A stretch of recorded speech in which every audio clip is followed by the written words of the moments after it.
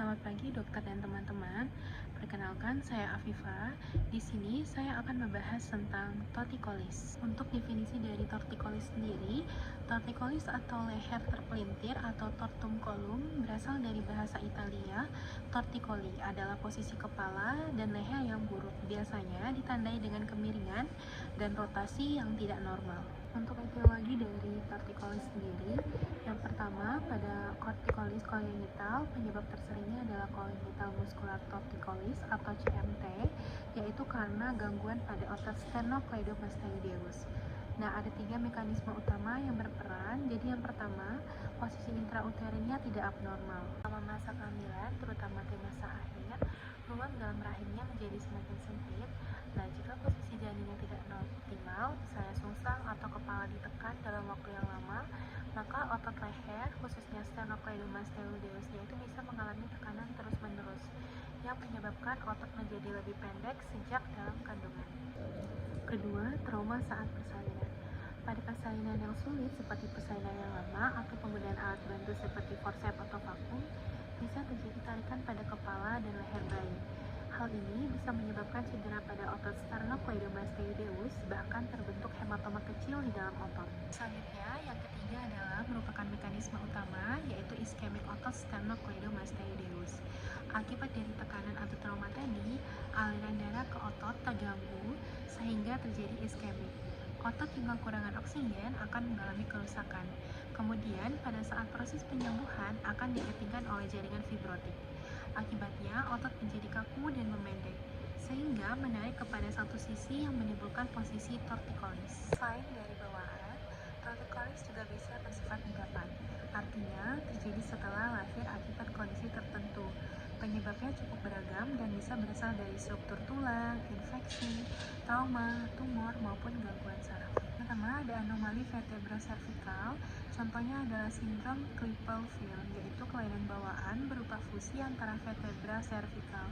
Akibatnya, leher menjadi kaku dan pergerakannya terbatas, sehingga kepala cenderung berada pada posisi yang abnormal. Ciri khasnya yaitu leher yang pendek, garis rambut yang rendah, dan gerakan leher yang terbatas. Kedua, infeksi, misalnya abses retrovari. Infeksi di daerah leher seperti abses retrovari bisa menyebabkan nyeri hebat dan spasme otot leher. Sebagai respon terhadap nyeri, pasien akan mempertahankan posisi kepala tertentu sehingga tampak seperti torticollis. Yang ketiga ada trauma. Trauma pada leher seperti cedera atau whiplash dapat menyebabkan spasme otot leher. Spasme ini membuat kepala tertarik ke satu sisi sebagai mekanisme protektif untuk mengurangi dari rasa sakit. Ada tumor. Tumor di area leher, tulang belakang servikal, atau otak, misalnya fossa posterior, dapat mengganggu dari posisi kepala. Hal ini bisa terjadi karena akibat struktur saraf atau memperkirakan posisi untuk mengurangi gejala. Tanda bahaya apabila terdapat sakit kepala, muntah, dan juga gangguan neurologis. 5. Ada gangguan saraf atau distonia cervical. Distonia cervical adalah gangguan neurologis di mana terjadi kontraksi otot leher yang tidak terkontrol. Akibatnya, kepala bergerak atau menetap pada posisi abnormal secara involunter. Anamnesis, pada anamnesis torticollis, kita perlu menggali beberapa aspek penting untuk membedakan apakah penyebabnya kongenital atau didapat. Untuk riwayat kongenital, kita tanyakan apakah sejak bayi sudah tampak posisi kepala miring ke satu sisi. Selain itu, penting juga menanyakan riwayat kehamilan dan persalinannya, seperti pada posisi janinnya, misalnya ada sungsang, penyampaian sulit, atau penggunaan alat bantu. Hal ini mengarah ke torticollis congenital.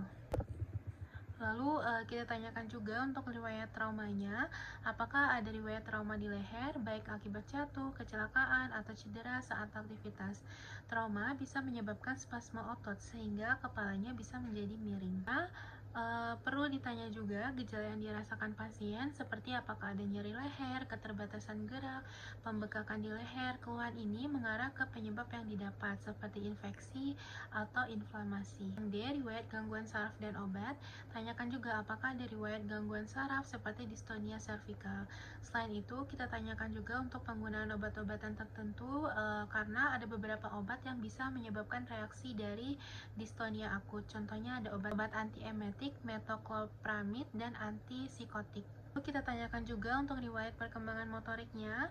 Pada anak, penting menilai perkembangan motorik, seperti keterlambatan perkembangan bisa mengarah pada gangguan saraf yang mendasari dari tortikolis. Ini ada pemeriksaan fisik.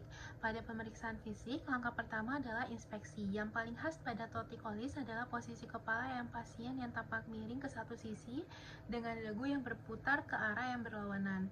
Hal ini terjadi karena adanya kontraksi atau pemendekan otot dari sternocleidomastoideus di sisi yang terkena. Itu pada kasus yang sudah berlangsung lama, bisa juga ditemukan adanya asimetris wajah. Salah satu bentuknya adalah plagiosefali, yaitu bentuk kepala yang tidak simetris akibat dari posisi kepala yang terus-menerus miring. Simetri tersebut terjadi karena adanya tekanan yang tidak merata pada tulang tengkorak, terutama pada bayi yang tulangnya masih lunak.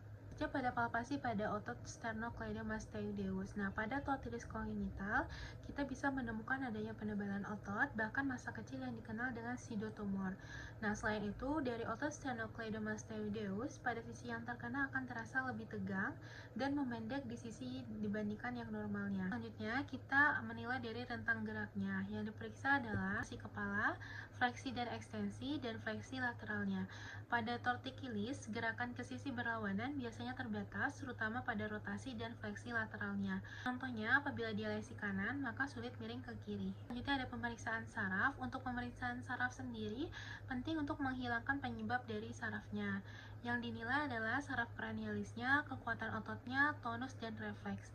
Apabila ditemukan kelainan saraf, kita harus curiga adanya distonia servikal atau lesi pada sistem saraf pusat. Untuk pemeriksaan penunjang, untuk menegakkan diagnosis torticollis dan mencari alasannya, kita bisa melakukan beberapa pemeriksaan tergantung dari kualitas klinisnya. Ada USG, jadi USG itu merupakan pemeriksaan pilihan utama pada bayi dengan dugaan torticollis congenital, dan USG ini bisa menunjukkan adanya penebalan otot sternocleidomastoideus dan adanya massa atau pseudotumor.